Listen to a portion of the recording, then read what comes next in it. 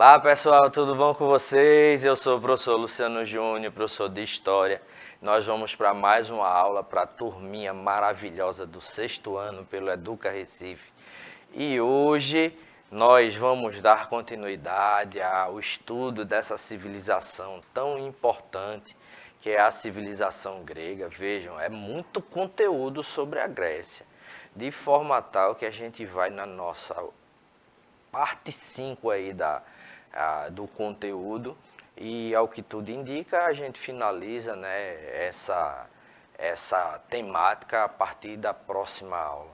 Mas vejam, eu costumo dizer que, parafraseando a minha querida professora Vanessa, que a gente anda muito bem acompanhado. Inclusive, já ela fala com vocês, porque ela está aqui comigo. Então, a gente conta aí com a presença da Helena aqui no cantinho, nossa intérprete de Libras. Heleninha nos ajuda para que nossas aulas se tornem mais acessíveis para todos e todas. Na produção, a gente tem a dupla dinâmica ali maravilhosa, Isadora Vanessa e Juninho Bio, meu xará. E então essa galera que fica por trás das câmeras fazendo todos os processos técnicos aí para que a aula chegue da melhor forma possível para vocês. E conto, como eu já disse, com a presença dela, a professora Vanessa, né? Minha querida companheira professora Vanessa. E aí, tudo de boa? É isso aí, professor Luciano. Olá, pessoal do sexto ano, uma galera massa aqui. Já estou aqui no chat, aguardando a participação de vocês, né? Se você ainda não baixou o aplicativo do Educa Recife, não perde tempo, gente. Os QR Codes vão aparecer na sua telinha. Você pode direcionar a câmera do seu celular, baixar o aplicativo e interagir ao vivo aqui com a gente. Olha que legal. Deixa comentários, tira dúvidas, que a gente vai ficar bem contente com a participação de vocês. E caso vocês não conseguirem acompanhar essa aula ao vivo, né, pela manhã, você pode ainda ter a reprise à tarde, né, pela TV, e pode acessar essa mesma aula, como as demais, lá no canal do YouTube do Educa Recife. E lá também se inscreve no canal, deixa comentários, que a gente fica bem atento às participações de vocês, aos comentários de vocês, tá bom? Então vamos embora, que a aula hoje tá massa. Bons estudos para todo mundo. É isso aí. Então vamos começar a nossa aula. Lembrando que a gente começou falando, né, na aula passada, vou puxar um pouquinho para cá. A gente começou falando na aula passada sobre o período arcaico. A gente estudou sobre as cidades-estados, né, de Esparta e Atenas. Então, nós começamos a falar sobre a cidade-estado de Atenas e nós vamos continuar falando sobre ela, tentando pegar aí já o processo de transição do período arcaico para o período clássico, né, da história grega. Então, vejam, lembrar que a civilização, né, grega, né, mais especificamente a cidade-estado de Atenas, ela estava localizada na região da Península Ática, né, surgindo aí da união de vários povos liderados pelos jônios, né? Então a gente viu nas nossas primeiras aulas que a Grécia ela foi povoada, né, por vários povos, né, dentre eles os aqueus, os jônios, os eólios e os dórios, né? Os dórios fundaram a cidade-estado de Esparta, né, e os jônios, né, lideraram aí o processo de fundação aí da cidade-estado de Atenas, né? E a principal atividade econômica em Atenas era o comércio marítimo, né, a partir do porto de Pireu. Veja, a gente tem aqui a região da Península, a Península Ática, né, aqui, e aqui a cidade-estado de Atenas, e ela é cercada aqui, ó, por regiões marítimas, né? Então, nesse sentido, a península cercada por regiões marítimas favoreceu o desenvolvimento, né, do comércio marítimo a partir do porto de Pireu. Então, hoje a gente vai tentar entender, ó, como ocorreu a transição do período arcaico para o período clássico, né, da Grécia Antiga, e vamos começar, né, isso a partir, né, de uma retomada a respeito, né, da estrutura social em Atenas. A gente viu que em Atenas, né, existiam classes sociais distintas, a partir daqui, ó, dos eupátridas, né, que eram os chamados bem-nascidos, né, os aristocratas, né, e seguindo, né, toda uma estrutura onde na base dessa pirâmide social a gente tinha os escravos, né, que eram maioria, né, e os estrangeiros, né, os metecos, os estrangeiros.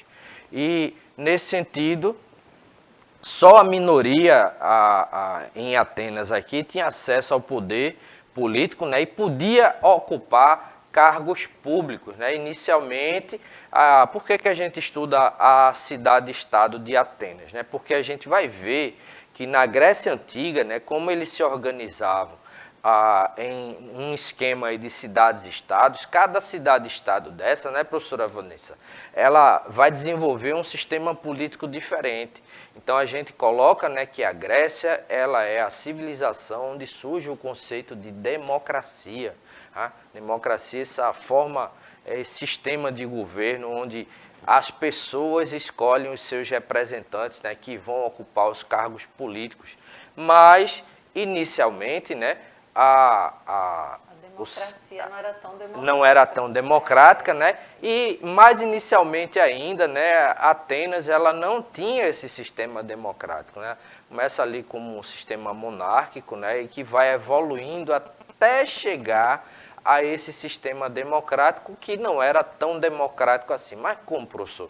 Fica aí curioso que daqui a pouco a gente explica.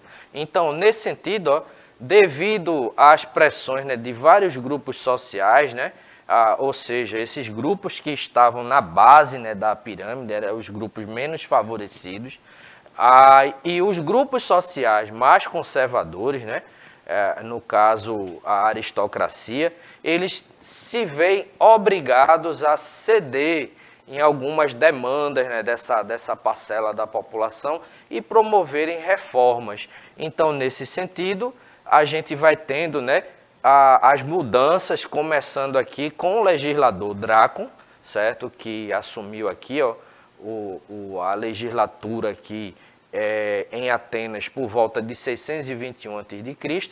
E para variar, como a gente disse, para comprovar inclusive, ele era representante dos eupátridas. Vamos lembrar quem eram os eupátridas? Os aristocratas, né? O pessoal que era minoria, mas tinha a plenitude ali dos direitos políticos, né? E dos privilégios, nesse sentido mesmo, de privilégio. Então ele estabelece um código, né, um código de leis, né, que era o chamado Código Draconiano, né, e que inclusive era um código marcado aí pela rigidez, né, com penas bem duras, né, para algumas insurgências, né, insurreições, né, e manifestações. Então, dentre as penas, né, as leis severas, né, estava a pena de morte e a escravidão por dívidas, né, que era uma forma de manutenção do poder oligárquico, ou seja, a população começou a se manifestar, pega esse pessoal, transforma em escravo, ou então pena de morte, né, para acalmar, para o pessoal ficar com medo ali e não se manifestar. Mas aí, por meio de uma pressão aí dos demiurgos, né, Drácon ele foi substituído por Solon em 594 a.C., né? Então, ainda hoje, para se ter uma ideia, quando a gente fala de um código de leis, né, ou de algumas medidas que são bem rígidas, né, a gente, fulano ele teve ali algumas medidas draconianas, né? Então, essa expressão que vem de lá, da Grécia Antiga, né, vários anos, né, antes do nascimento de Cristo, está ligada à história desse legislador, né, desse personagem aí grego.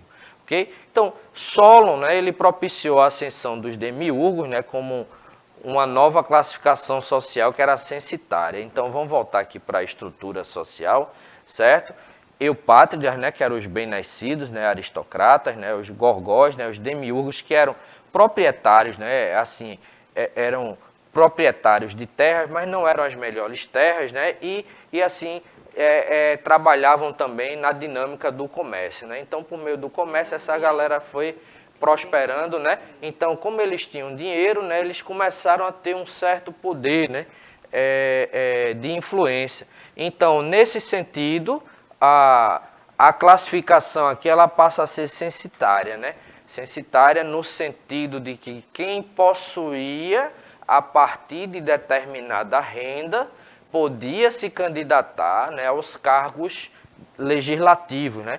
Então, veja, agora ele vai trazer algumas medidas interessantes, como por exemplo, ele vai revogar a escravidão por dívidas e criou condições para que as classes inferiores participassem da vida política. Então, a gente chama esses dois personagens de legisladores, por quê? Porque eles vão começar a publicarem ali algumas leis, né, referentes ali ao dia a dia, né, e ao andamento da estrutura da sociedade ateniense. Mas aí, ó, a gente observa, né, que se a legislatura, né, do Drácon, ela foi bem severa no sentido de manter o poder ali com os eupátridas, né, no caso de Solon, ele abre mais um pouco ali o regime, né, dando poder aí também aos demiurgos, criando condições para que a população ela não ficasse tão descontente, como, por exemplo, a questão da abolição da escravidão por dívidas, certo? Então, a abolição da escravidão por dívidas, né, ela foi interessante porque os próprios cidadãos, né, atenienses, eles podiam entrar, certo? Podiam cair nesse esquema da escravidão. Bastava o camarada dever alguma coisa e não conseguir quitar a dívida, ele se transformava, né, por força de lei, em escravo. Então, só que o que é que a gente vai ter aqui? Ó? Se a gente tinha, né, um regime até, né, Drácon, né, que a gente chamava de oligarquia, ou seja, um governo onde poucos têm a influência, com o Solon a gente vai ter o estabelecimento de uma outra forma de governo, é chamada plutocracia. A plutocracia é uma forma de governo onde aquelas pessoas que têm mais dinheiro é quem ditam, né, as normas. Então, vamos imaginar na sociedade de hoje, quando a gente fala, né, de plutocracia, a gente está querendo dizer que as pessoas que influenciam na tomada de decisões são aquelas pessoas ligadas aos setores, né, de maior renda, sejam os grandes empresários ou os banqueiros, certo? Então, um sistema de governo que é influenciado diretamente por esse grupo, né, de grandes comerciantes, né, ou empresários, né, ou os rentistas, né, os banqueiros, né, aquele pessoal que vive apenas de especulação financeira, certo? Então, junto a esse pessoal, eles começam a influenciar na vida em sociedade. Então, a gente diz que a gente tem ali um processo, né, de estabelecimento de uma plutocracia, certo? Então, nesse sentido, Solon, né, ele criou também as principais instituições políticas, né, de Atenas, como, por exemplo, ele criou a Bulé, que foi um conselho composto por 400 membros, né, encarregados de criar as leis, e a Eclésia, que era a Assembleia Popular, cuja função era votar as leis. Então, veja, você tem ali, você começa a recrutar uma parcela maior da população para compor a Assembleia, né, que era a Bulé, né, era um conselho, mas imagine como se fosse aqui na nossa cidade, como se fosse a Câmara dos Vereadores, né? Então, você tem ali o pessoal que vai propor as leis, né, no caso, os vereadores, né?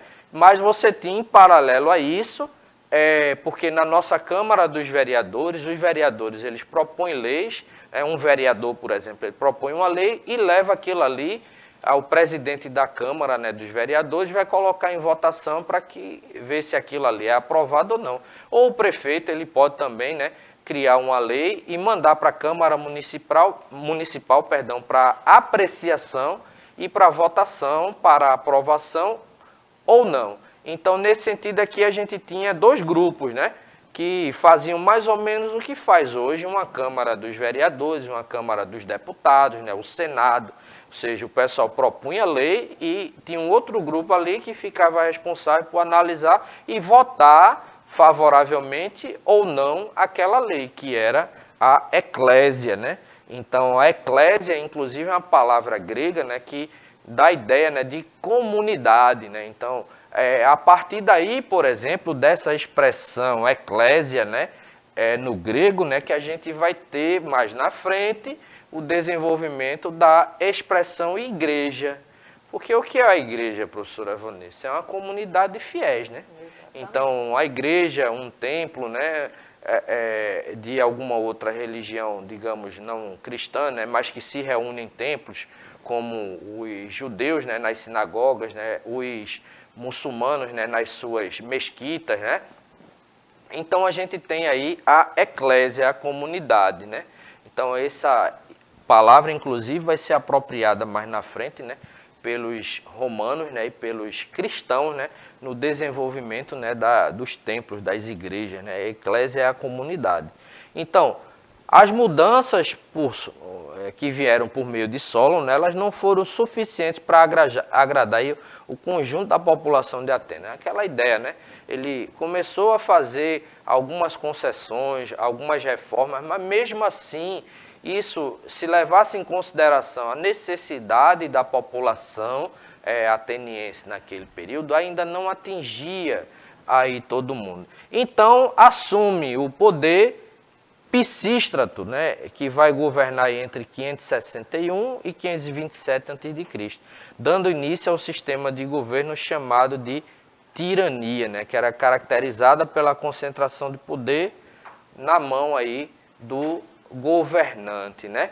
Então, veja, hoje a gente fala, por exemplo, fulano é um tirano, né? A tirania hoje ela ganhou uma significação, né, de ditadura, né? Então, o tirano é um ditador, certo? Mas no sentido grego aqui, o que era o tirano? Era, pode dizer que era mais ou menos a mesma coisa, mas também não sendo, né? Era um camarada que chegava ao poder por meio de um golpe, né? Ele chegava ao poder por meio de um golpe de Estado, certo? Ou seja, ele manipulava ali, né, as instituições para poder chegar ao poder, seja por meio da manipulação ou por meio da força mesmo, né? E diferente do que seria o ditador, né? Porque o ditador era um cargo romano, né? Era um camarada que era nomeado. Quando a gente for estudar Roma, a gente vai poder fazer essa comparação melhor. Era um camarada que era nomeado com plenos poderes durante 6 meses para governar em situações de crise, né? A crise estava grande, então se nomeava um ditador, dava a ele plenos poderes para resolver aquela situação do intervalo de 6 meses. O tirano, que hoje, né, tem, né, professor, essa significação também de ditador, né? Fulano é um tirano. Tirano é um camarada cruel, é um cara que governa sem estar preocupado, né, com tem o uma povo. Conotação Negativa, né? Então, aqui ele chegava ao poder por meio de um golpe. Então, nesse sentido, Pisístrato, né, ele apelou às massas, fazendo a reforma agrária, promoveu um aumento, né, na construção de obras públicas, como portos, canais e bibliotecas, né? Então, vejam que é uma coisa tão interessante que um tirano aqui está preocupado com biblioteca. Biblioteca é um centro, né, de difusão de saber. Hoje, os tiranos não estão preocupados com a educação. Quando a gente tem um regime tirânico em algum local hoje, na atualidade, tirano, o ditador, eles não estão preocupados com a educação, porque se ele oferece educação para o povo vai começar a questionar, inclusive questioná-lo, né?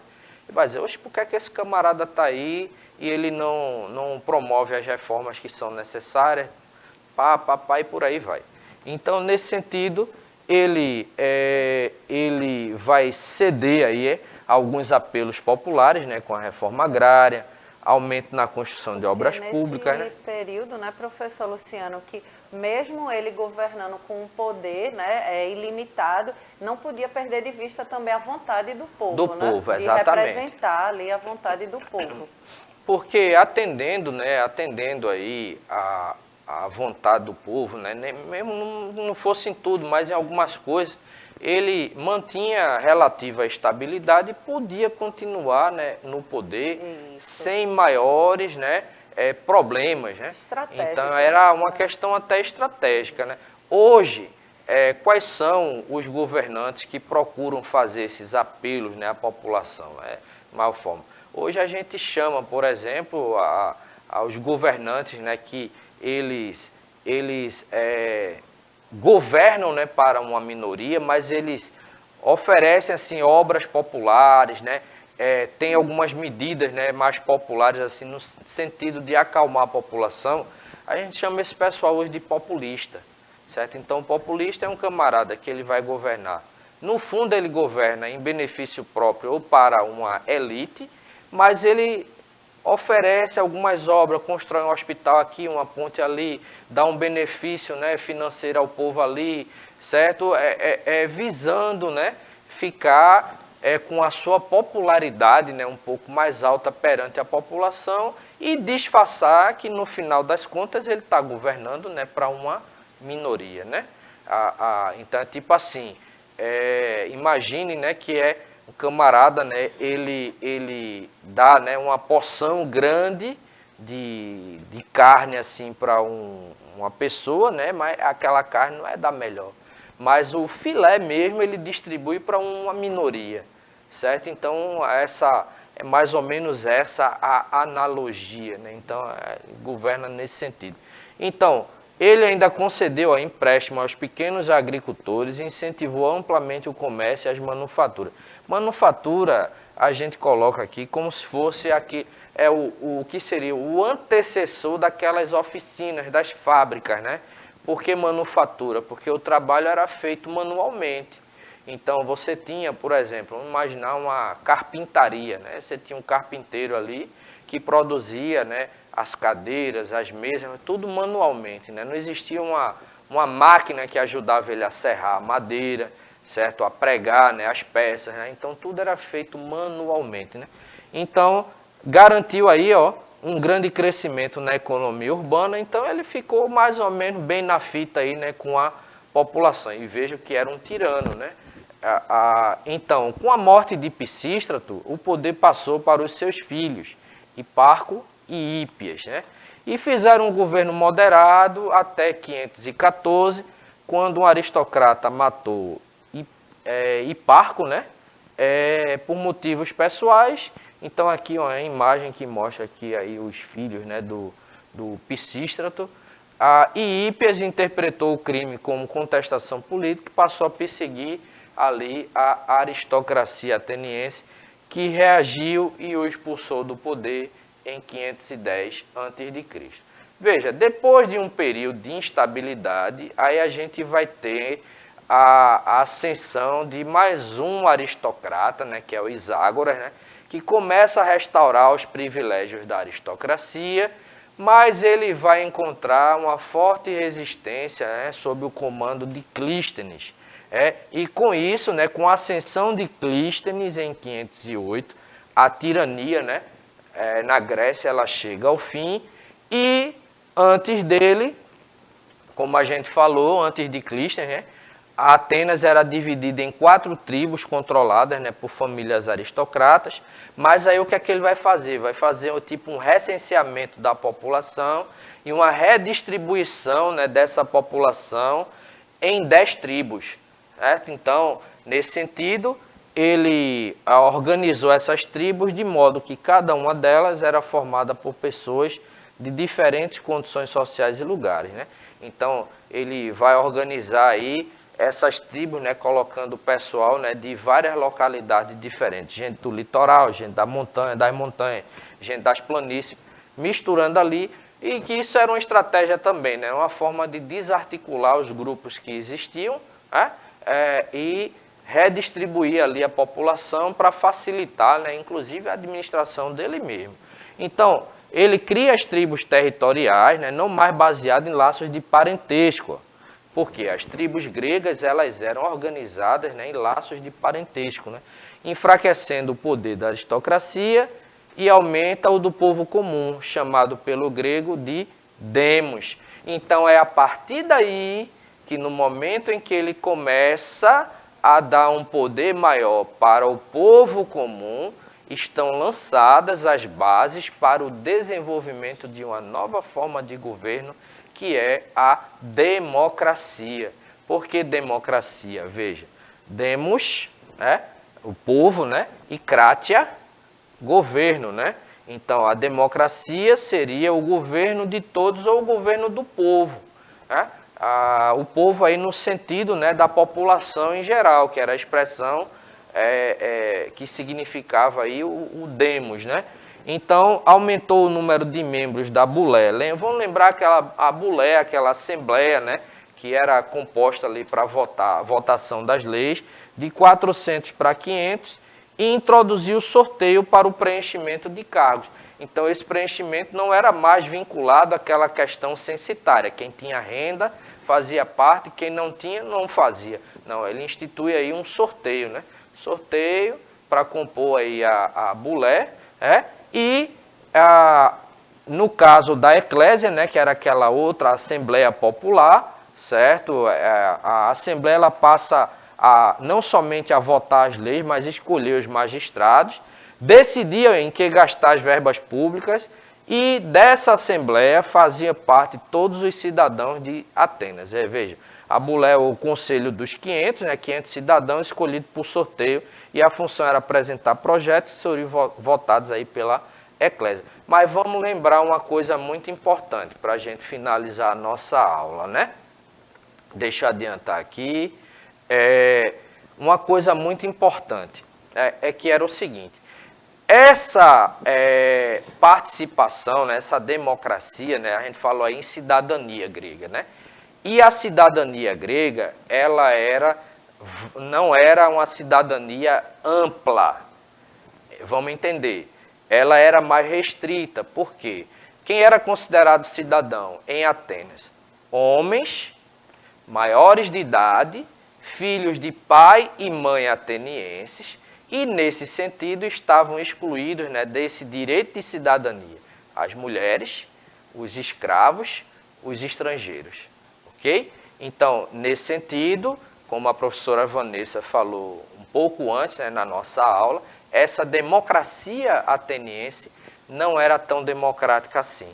Mas a gente vai continuar estudando sobre isso na nossa próxima aula, né, professora? Pois é, e esse termo cidadania vem de cidade, viu? De cidade, mas a gente não vai dar exatamente. spoiler não. Na próxima aula a gente conversa mais sobre isso. Aula massa. Um beijo, meu povo. Beijo, Sabino, que participou aqui junto com a gente. Sabino aí, ó, Pois Sabino.